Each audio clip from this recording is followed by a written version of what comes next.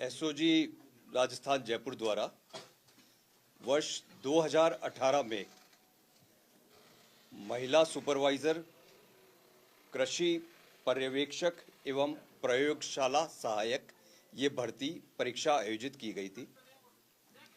इस भर्ती परीक्षा पेन एंड पेपर मोड में की गई थी।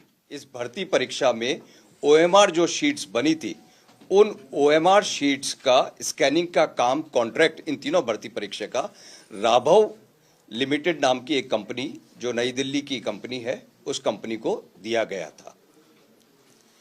उस भर्ती परीक्षा में विभिन्न प्रकार के अनुचित साधनों के उपयोग की शिकायतें और जानकारी मिलने पर एसओजी में अभियोग दर्ज किया गया है। उस अभियोग के अंतर्गत हमारे डीआईजी श्री परेश देशमुख व अनुसंधान अधिकारी श्री यशवंत सिंह उनके नेतृत्व में कार्रवाई करते हुए, सारे प्रोसेस की एनालिसिस करते हुए मुलजिमों को आइडेंटिफाई किया गया। राघव कंपनी के 2 मुलजिम जो कि स्कैनिंग के काम के लिए यहाँ पे जयपुर आए हुए थे, उन दोनों मुलजिमों को गिरफ्तार किया गया। जिन एक का नाम विनोद और दूसरे मुलजिम का नाम शादान है। दोनों मुलजिमों की पूछताछ में हमारे पास में जो अनुसंधान टीम है वो और जो हमारे डीआईजी परेश देशमुख है, उन्होंने ये पता लगाया कि दोनों मुलजिमों ने जो पूछताछ में बताया कि इस परीक्षा में जब तक राजस्थान चयन बोर्ड है, आरएसएसबी है, उसके किसी अधिकारी का कोई इन्वॉल्वमेंट नहीं हो, तब तक यह आगे इस प्रकार का धोखाधड़ी का कार्य नहीं हो सकता था। उसके ऊपर और गहन तफ्तीश करी गई और मुलजिमों से एक हमको लिंक मिला कि एक कैंडिडेट जो है, जिसके नाम की स्लिप वहाँ के एक उच्च पदस्थ अधिकारी द्वारा इन स्कैनिंग टीम को दी गई थी।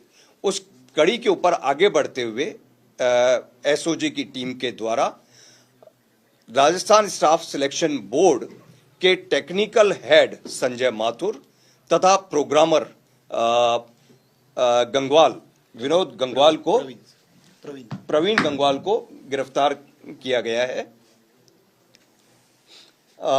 इन दोनों की जिम्मेदारी उस टाइम में ये थी कि ये दोनों ओएमआर जिस रूम में स्कैनिंग होते थे उस रूम में बैठते थे। इनका काम ये था कि जो कॉन्ट्रैक्ट प्राइवेट कंपनी को दे रखा है वो कंपनी सारे कार्य को सुचारू रूप से करे, पूर्णतया ईमानदारी के साथ करे, एकदम शुचिता के साथ में करे, जिससे कि किसी प्रकार की कोई गड़बड़ी न होने पाए।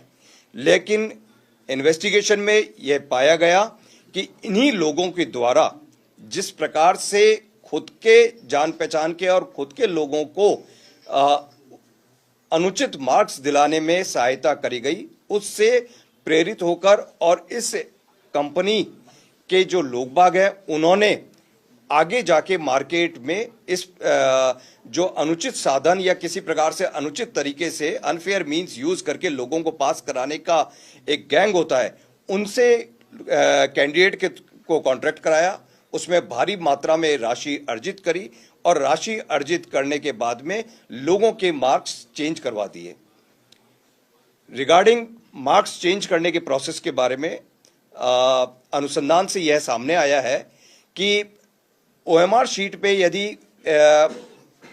किसी व्यक्ति के कम मार्क्स आ रहे हैं और उस व्यक्ति ने पेमेंट किया है, तो इन लोगों ने फोटोशॉप में जाके ओएमआर शीट में जो सर्कल करना होता है, उन सर्कलों में वहां पे ब्लैक कर दिया और उसको स्कैन में उससे नंबर बढ़ा दिए। इस प्रकार इन्होंने भारी संख्या में लोगों को नंबर्स बढ़वा के दिए हैं। जो हमने काफ़ी सारे नंबर्स की एनालिसिस करी है और जो हमारे पास में आई है कि जिसके -6 नंबर आने चाहिए थे एक्चुअल में, उसके 259 नंबर कर दिए। जिसके 2 नंबर आने चाहिए थे उसके 206 कर दिए। इस प्रकार से करीब 38-39 लोगों के नंबरों में काफी हद तक बदलाव आया है। इस प्रकरण में कुल 5 गिरफ्तारियां हमने करी है, जो 2 तो OMR scanning company Raghav industries के हैं वो हैं, एक जो कैंडिडेट जिसके बेसिस के ऊपर हमको पता पड़ा था कि राजस्थान स्टाफ सिलेक्शन बोर्ड के उच्च पदस्थ अधिकारी जो कि इस कार्य के लिए पूर्ण रूप से जिम्मेदार थे, उनका इन्वॉल्वमेंट, और वो कैंडिडेट को हमने अरेस्ट किया है।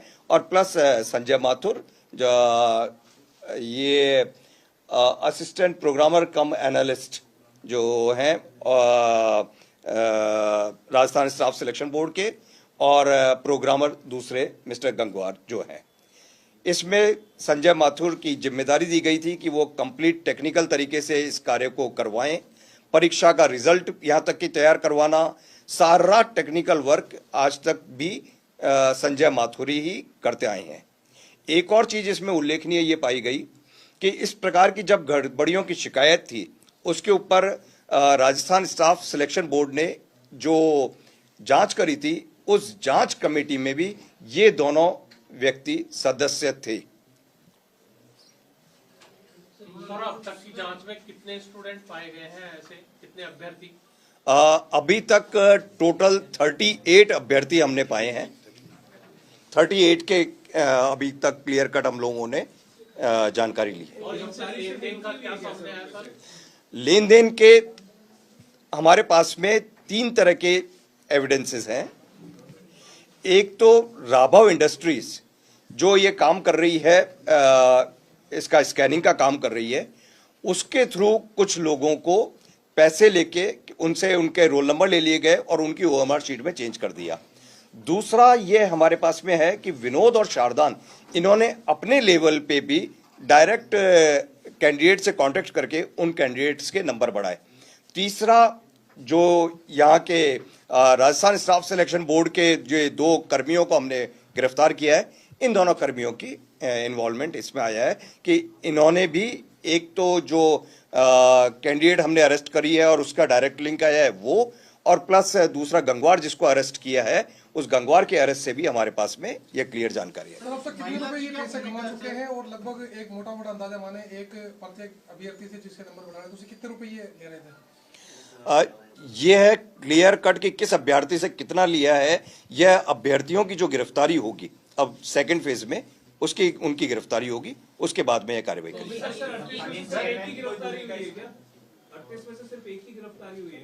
38 में से जो बेनिफिशियरी है, उस बेनिफिशियरी में एक ही बेनिफिशियरी को गिरफ्तार किया।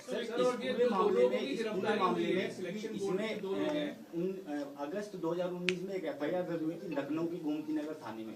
उस समय सादान खान और विनोद कुमार गोड को गिरफ्तार किया गया था। 61,50,000 रुपए उनसे गिरफ्तार पकड़े गए थे, और 18 अभ्यर्थियों के जो है दस्तावेज थे। तो उस पूरे मामले में वहां से किस तरह से आपको मदद मिली? दूसरा, आपने जनवरी माह में जो एफआईआर दर्ज की एसओजी में, उसमें 18 लोगों का जिक्र था। एक अनिल चौधरी जो पुलिस कांस्टेबल था, अनिल चौधरी, उसकी भूमिका, क्योंकि जो 18 लोग हैं उनकी गिरफ्तारी कब होगी, और विनोद कुमार, और वहां पर क्या स्टेटस चल रहा है, क्योंकि वहां पे जो कार्रवाई हुई थी लखनऊ के गोमती नगर में, उसका स्टेटस क्या है? ये लोग राजस्थान में जब भर्ती की कार्रवाई हुई और यह स्कैनिंग का प्रोसेस हुआ, उसमें इनके पास में पैसा कलेक्ट हुआ। इस पैसे को लेके ये जब अपने, ये फर्म रजिस्टर्ड दिल्ली में है, लेकिन इसका सारा वर्किंग पूरा का पूरा यूपी में है। ये जब वापस यूपी में जा रहे थे, लखनऊ जा रहे थे, वहां पे इनको एसटीएफ यूपी द्वारा इनको पकड़ा गया। तो इनके कब्जे से करीब 60 लाख रुपए और कुछ नाम मिले जो कि इस भर्ती के अंदर शामिल थे। लेकिन वो उन लोगों ने वहां पे जो गोमती नगर थाने में जो मुकदमा दर्ज है, उस मुकदमे में उस पैसे को जब्त कर लिया और उस जो चिट वगैरह थी उसको जब्त करके, और उनकी कार्रवाई उस स्तर पे वहीं पे ही उन्होंने कार्रवाई जारी है और अनुसंधान अभी भी प्रकरण में वो कर रहे हैं। हमारे पास में यह इंटीमेशन आई उसके बाद में कि जैसे यह पूरा का पूरा 2018-19 में आउट हुआ, तो उससे पूरे राजस्थान में यह खबर फैली कि हाँ भाई, इस प्रकार इस भर्ती में कुछ गड़बड़ हुई है। तो एक स्कैंड कॉपी, जो कि ओएमआर शीट की स्कैंड कॉपी एक रिजर्व के तौर में पड़ी रहती है। अधिकांश हर एक एग्जाम में मल्टीपल कॉपीज में होती है। जैसे आप किसी भी ओएमआर शीट को भरते हैं तो पहली वाली ओरिजिनल होती है, नीचे कार्बन कॉपीज वगैरह होती है, मल्टीपल कॉपीज होती है। तो एक जो टॉप वाली कॉपीज को स्कैन किया जाता है, उसकी स्कैन्ड इमेज को एक रिजर्व के तौर पे रखा जाता है कि वक्त जरूरत वो काम में आए। फिर उस स्कैन्ड कॉपी को वापस रन किया गया, तो रन करने के ऊपर करीब 42 कैंडिडेट्स के नंबर्स में डिफरेंस आए हैं। उन 42 में से 38 कैंडिडेट्स के मार्क्स में काफी ज्यादा डिफरेंस है। बाकी जो एक आध है वो हो सकता है कि कोई सॉफ्टवेयर त्रुटि, उसमें भी हम चेक कर रहे हैं। ये जो टेक्निकल हेड है और जो प्रोग्रामर है, ये वहाँ पे कब से पोस्टेड हैं और अब क्या अभी पिछले कब तक ये पोस्टिंग इन लोगों की वहाँ पे?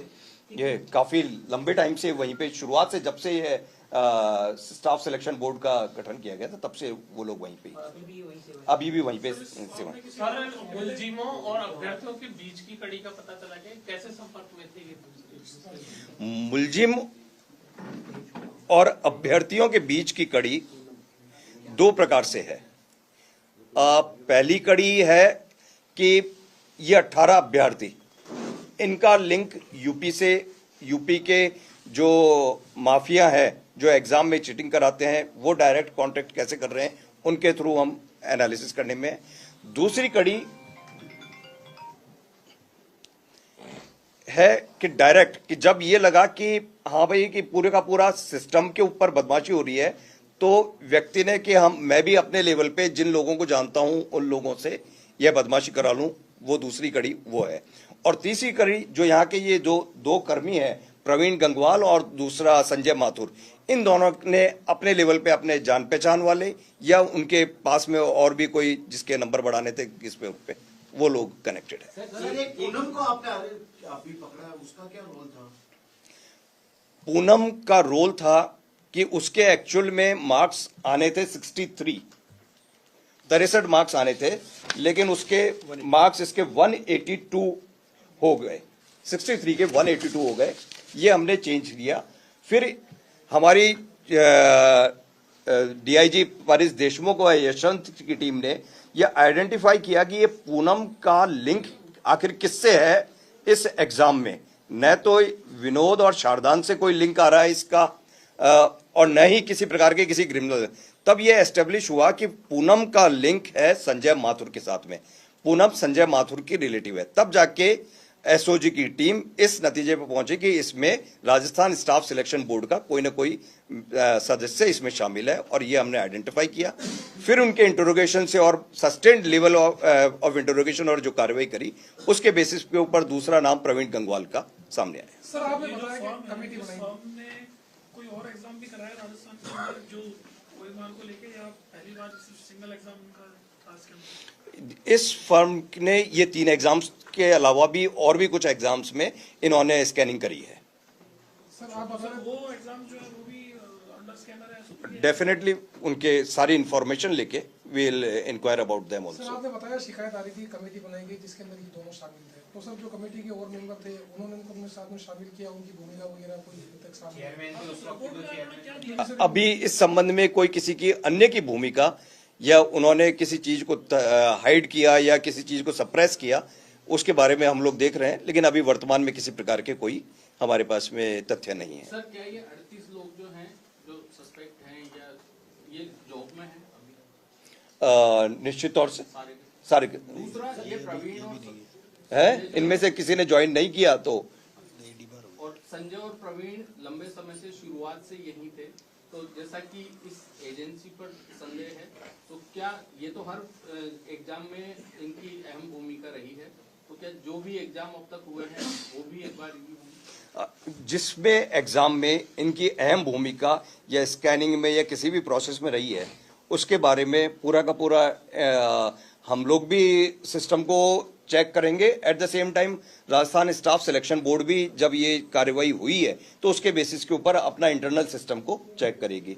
जैसे इस 38 में ये पूनम सिलेक्ट नहीं हो पाई थी क्योंकि इसके मार्क्स से 182 जैसे रैंडमली करते हैं, कट ऑफ उसकी चली गई 183.5 पे।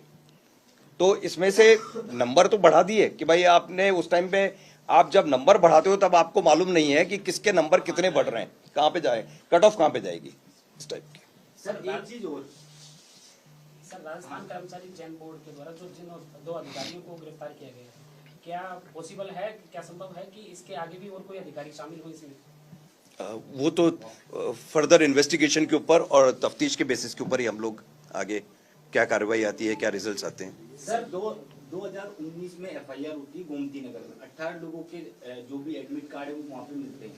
अगर वो लोग, क्योंकि जब वहाँ पर कार्रवाई हुई तो क्या इस कार्रवाई की जानकारी राजस्थान कर्मचारी चयन बोर्ड को नहीं थी? इसकी थी, इस कार्रवाई की जानकारी। इस कार्रवाई की जानकारी थी, तो अगर वो जो 18 अभ्यर्थियों के उस समय एडमिट कार्ड थे जिनका सिलेक्शन हो गया था, उन लोगों को क्या उस समय बाहर कर दिया गया था या वो अभी भी सिस्टम में? वो प्रोसेस ऑफ इन्वेस्टिगेशन है, हम लोग चेक कर रहे हैं अभी, और भी तथ्य आएंगे इसमें कि कहाँ पे किसका क्या स्टेटस है, क्या चल रहा है, क्या कर रहे हैं कौन लोग, इसमें से कितने लोग डिबार हुए हैं, कितने लोग सिलेक्ट हो गए हैं, कितने लोग फाइनली सिलेक्ट नहीं हो पाए थे।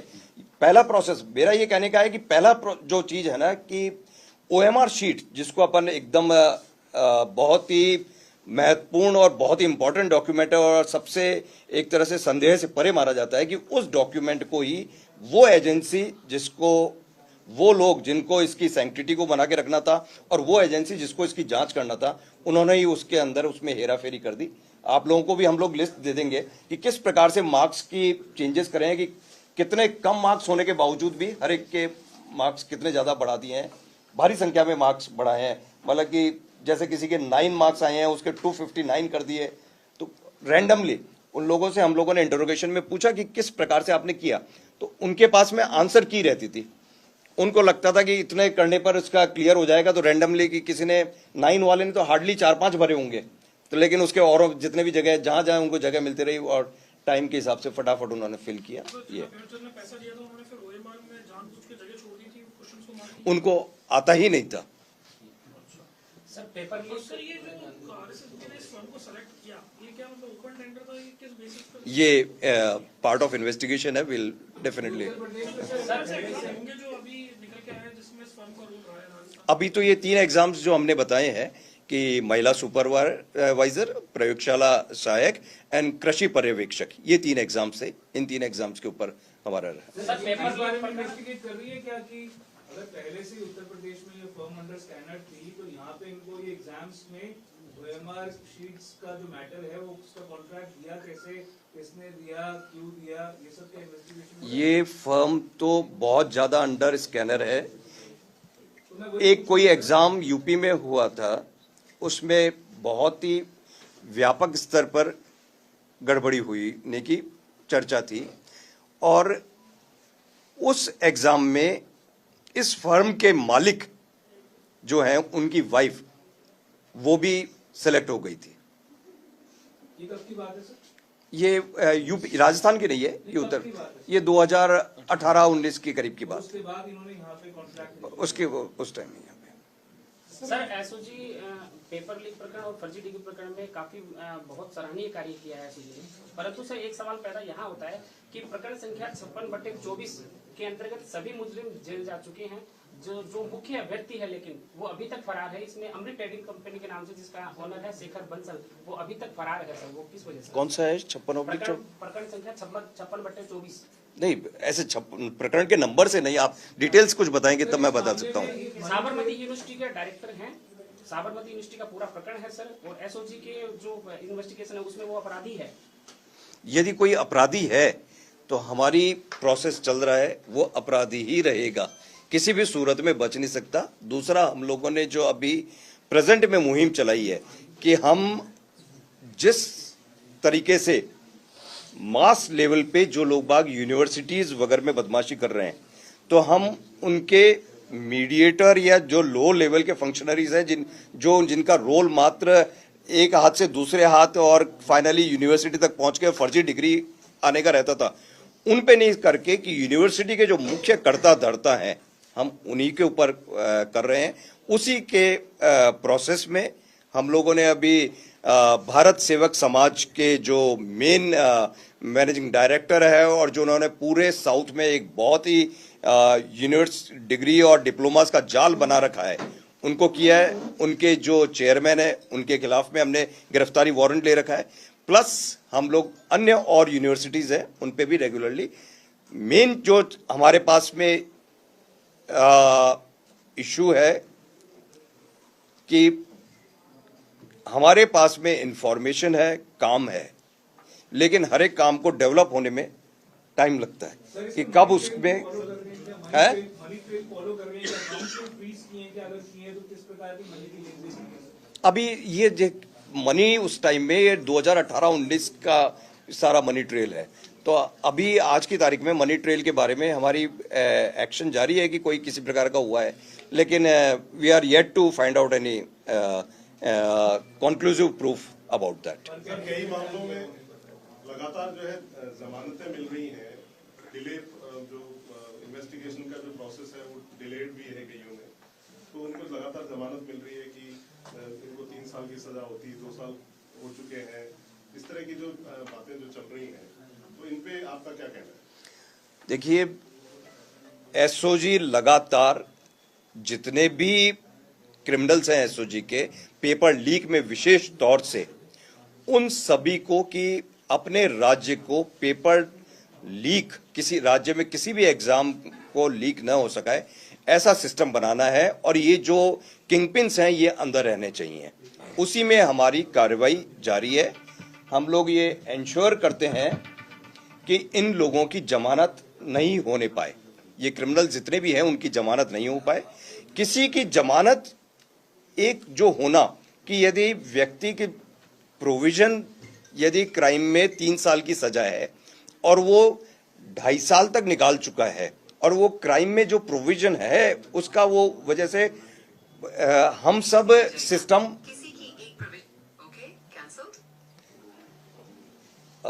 हम सब लोग एक सिस्टम और बीएनएसएस और एविडेंस एक्ट के अंतर्गत कार्य करते हैं, तो उससे बियॉन्ड नहीं जा सकते हैं। लेकिन ये मैं आपको इंश्योर करूं कि हम सब लोग, हमारी पूरी टीम जो एसओजी की है, जो हम लोग पूरे टाइम लगे हुए हैं, हमारा यही एंडिएवर है कि किसी भी तरह से ये जितने भी टॉप लेवल के क्रिमिनल हैं, ये क्रिमिनल्स के खिलाफ में कार्रवाई होनी चाहिए। इन्होंने क्या क्या बदमाशियां करी है उसके बारे में आइडेंटिफाई हो जाना चाहिए, और उन सब के कारण अपने प्रदेश को एक एब्सोल्युटली फ्री फ्रॉम एग्जाम्स में जो कोई भी मिसचीफ होती है, किसी भी प्रकार की अनफेयर प्रैक्टिसेस है, उससे दूर रखें। हमारे जो डीजी स्पेशल ऑपरेशंस है श्री आनंद श्रीवास्तव, उनका भी इस संबंध में क्लियर डायरेक्शन यही है कि किसी भी प्रकार से जो टॉप लेवल के क्रिमिनल्स हैं उनका पीछा नहीं छूटना चाहिए, उनके पीछे लगातार एसओजी कंटिन्यूअसली कार्य करती रहनी चाहिए, जिससे कि वो क्रिमिनल्स पूरे राजस्थान का जिन्होंने एक तरह से सारे पेपर्स में बदमाशी करना शुरू कर दी थी, वो काबू में पूर्णतः आए। सर, जे सिकोवाद पर राजस्थान एसओजी ने कार्रवाई की, उसके बाद उत्तर प्रदेश सरकार ने जांच बैठाई, उसकी मान्यता है वो समाप्त कर दी कैबिनेट की बैठक से। राजस्थान में ओपीजीएस यूनिवर्सिटी चूरू जो पीटीआई भर्ती 2018 में फर्जीवाड़ा किया, 2022 में फर्जीवाड़ा किया, और कितने लोगों की सरकारी नौकरी लगा दी, और शायद उसकी बिल्डिंग भी अवैध है, और जिस तरह से वो यूनिवर्सिटी चल रही उस पर इस तरह की कार्रवाई के लिए मतलब आपने क्या लिखा है क्या सरकार को कि इस तरह की कार्रवाई हो? मैं देखिए इसमें आपको बताता हूं कि जो कार्रवाई होती है यूनिवर्सिटी के खिलाफ में, हर एक यूनिवर्सिटी का एक एक्ट होता है, उस एक्ट के अंतर्गत कार्रवाई होती है। राजस्थान के एक्ट में प्रोविजन था कि पहले उसका एक एडमिनिस्ट्रेटर बनाया जाता, एडमिनिस्ट्रेटर बना के एसओजी ने गवर्नमेंट को लिखा, गवर्नमेंट ने एडमिनिस्ट्रेटर बनाया, एडमिनिस्ट्रेटर ने यूनिवर्सिटी के कार्यप्रणाली की जांच करी, और कार्यप्रणाली की जांच करने के बाद उन्होंने पाया कि इसके कार्यप्रणाली फेयर नहीं है और इस पे रोक लगनी चाहिए। राज्य सरकार ने रोक लगा दी, लेकिन उसके बाद में यूनिवर्सिटी ने हाईकोर्ट से जाके अपने लिए कुछ रिलीफ ले रखी है।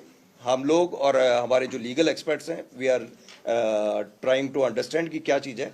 हमारा यही रहेगा कि किसी भी सूरत में वो यूनिवर्सिटी या ऐसी कोई भी यूनिवर्सिटी जो सिर्फ फेक डिग्री देने का काम करती है, जिस यूनिवर्सिटी में मात्र चपरासी से लेके वाइस चांसलर तक 29 कर्मचारी हों और वो 75,000 डिग्री दे दे, तो यह एक निश्चित तौर से अपन सब लोगों के लिए विचारणीय बिंदु है और अपन सब लोगों को उसमें कार्रवाई करनी चाहिए। ऐसे जितने भी कॉलेजेस हैं जो भी हमारे पास में इंफॉर्मेशन आएगी उसमें कार्रवाई सर आखिरी सवाल, अभी हाल में सर 2 मुकदमे दर्ज किए गए 38 कांस्टेबल भर्ती प्रतीक्षा को लेकर, सर किस तरीके से कार्रवाई की गई और क्या कुछ साक्ष्य एसओजी को मिले थे जिसके बाद 2 मुकदमे अलग अलग दर्ज किए गए? राज्य सरकार द्वारा पिछले 5 वर्षों में जितनी भी भर्तियां हुई है उन सभी को चेक करने के निर्देश सभी डिपार्टमेंट्स को दिए थे। तो उसी क्रम में पुलिस डिपार्टमेंट के एसपी जालौर ने अपने वहां की भर्तियों को देखा। उन भर्तियों में जो सिलेक्ट हुए लोग बाग उनको चेक किया और उनका प्रारंभिक उन्होंने विश्लेषण किया। उस विश्लेषण के बाद में उन्होंने उन कर्मियों की भर्ती को संदिग्ध पाया गया है। उस रिपोर्ट के ऊपर हमने मुकदमा दर्ज किया है। हमारे यहाँ पे इन्वेस्टिगेशन किया जाएगा। इन्वेस्टिगेशन में जो लोग गलत पाए जाएंगे, गड़बड़ पाए जाएंगे या किसी प्रकार का उनका अनफेयर मींस यूज करने का उनका कोई आएगा, उनके खिलाफ में कार्रवाई करी जाएगी। यह पुलिस डिपार्टमेंट नहीं, उसके अलावा दूसरे डिपार्टमेंट जैसे पीडब्ल्यूडी में से भी हमारे पास में जेईएन्स के बारे में रिपोर्ट आई है कि ये जेईएन्स की जो उनके पास में संदिग्ध लगता है, हम उनका एनालिसिस कर रहे हैं। हमने एफआईआर भी अभी रिसेंटली दर्ज करी है। उस एफआईआर के ऊपर भी हम अग्रिम कार्रवाई कर रहे हैं कि यदि कोई जेईएन गलत डिग्री के साथ में या ऐसी जगह से डिग्री लेके आ रखा है कि जहां पे इंजीनियरिंग का कोई कोर्स ही नहीं कराया जाता, तो वो कैसे जेईएन बना हुआ है आपका?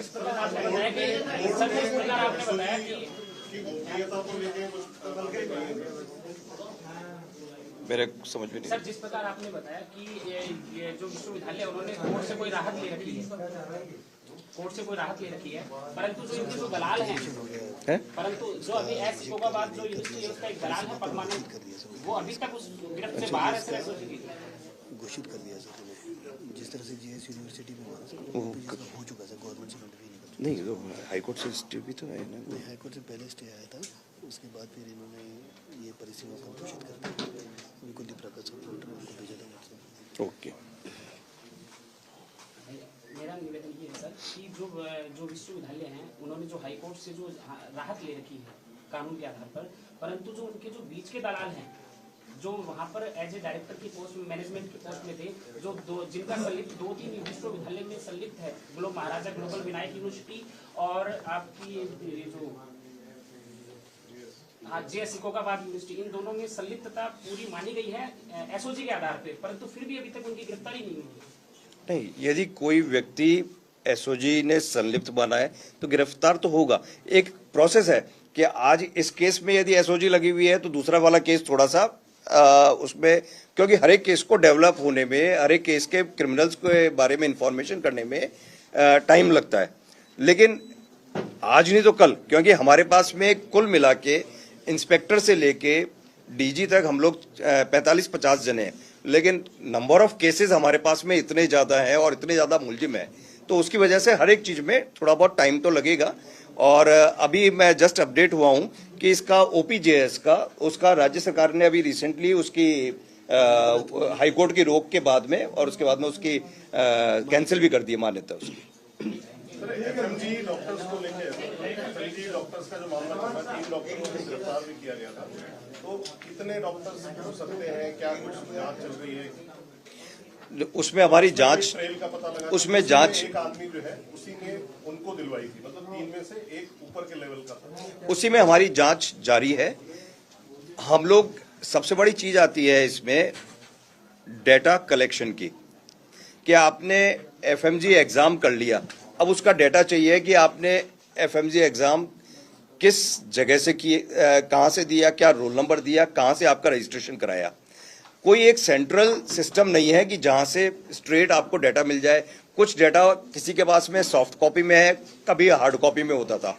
तो सबसे बड़ा हमारा काम अभी चल रहा है कि इस प्रकार का डेटा कलेक्शन का, हमने काफी सारा डेटा कलेक्ट किया है, लेकिन उस डेटा को जो सस्पेक्ट डेटा है उन दोनों से मिलान कराना है। कितना बड़ा डेटा है, कितना डेटा काफी साइजेबल है। कितना मतलब मतलब कि ऐसे मतलब कि जो जितने भी लोगों ने किया है, नेचुरल है, हम एफएमजी का दिल्ली से डॉक्यूमेंट लेंगे तो वो तो पूरा, चाहे जेन्युइन और नॉन जेन्युइन का उनके पास कोई क्राइटेरिया नहीं होता, उनके पास में तो ईयर वाइज होता है कि इस साल में एफएमजी का इतने लोगों ने एग्जाम दिया, इसने, तो वो पूरा का पूरा डाटा ट्रांसफर करते हैं।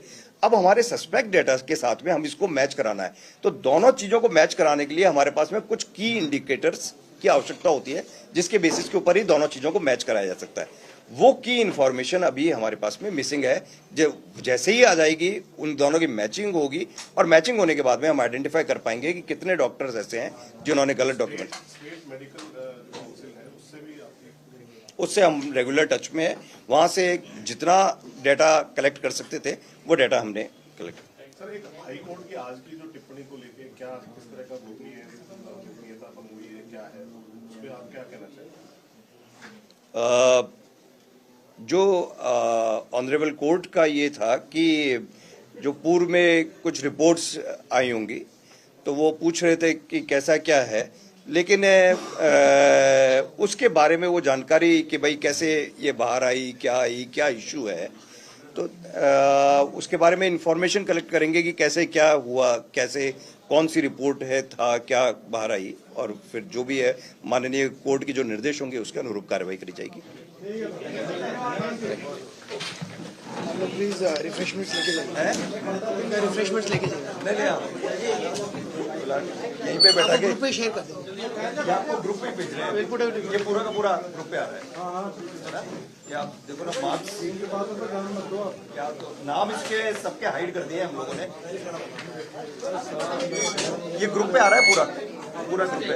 हाँ, ये ग्रुप पे आएगा।